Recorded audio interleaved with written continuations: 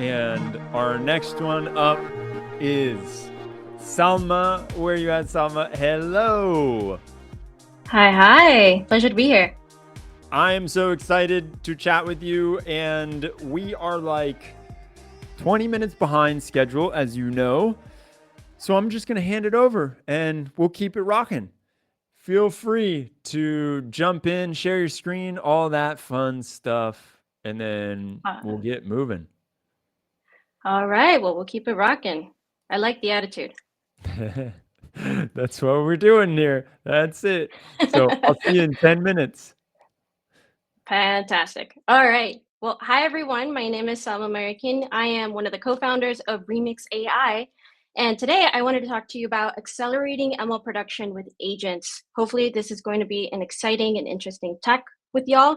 Um, kind of wanted to start off by a shameless plug, but also a way for us to illustrate what we mean by agents and how they might look like in action. At Remix AI, we're actually using an agent to help streamline the development of machine learning applications by integrating workflows all the way from data synthesis to data curation, training, fine tuning, and deployment. And I think the best way to illustrate that is through a quick little demo just to show you what we mean. At Remix, we have a little chat bot that you can go ahead and talk with. You can explain, what kind of project you're working on. And through that vague conversation that you have with the Remix agent, it'll understand to pick out and prepare a recipe for you in terms of how to prepare a data set, how to fine tune the appropriate architecture, and then how to deploy it.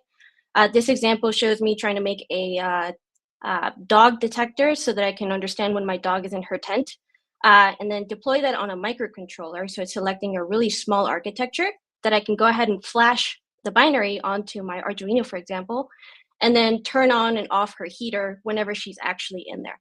So it's a cute little example of how with a couple clicks and just a conversation, we can actually make a model from scratch, making it really, really easy for a lot of folks, whether you're both an expert or just a novice.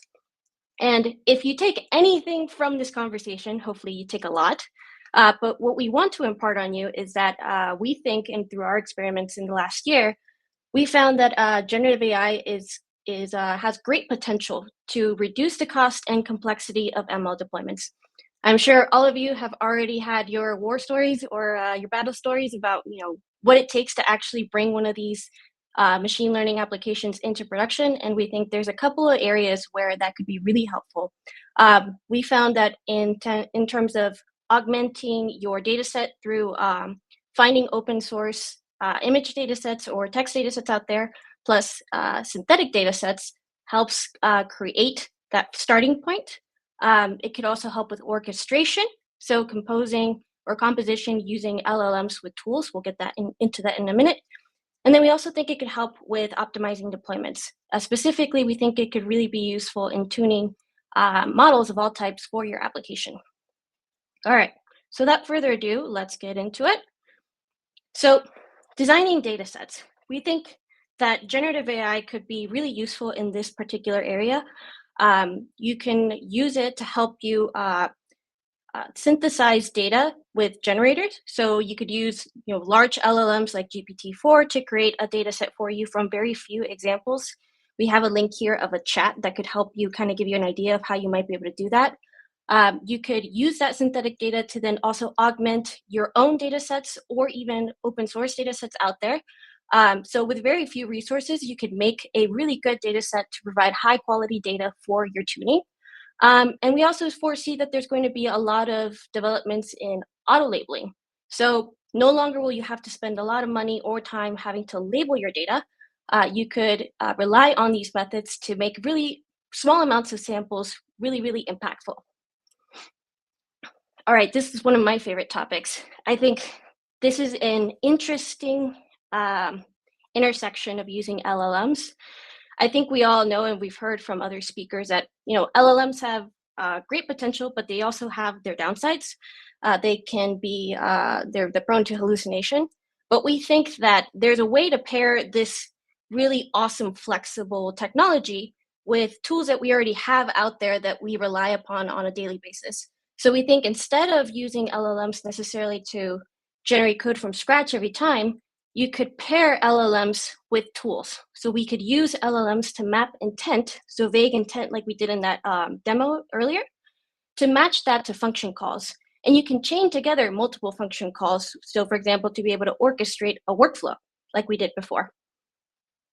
And what we mean by tools too is that they are a narrowly defined function. And that function can encapsulate an API call, or it could be a job or a DAG. It could be anything you'd like. And how we do this behind the scenes at Remix, we have the Remix agent, which chats with the user. And through that conversation, it fills out this function call here called create job.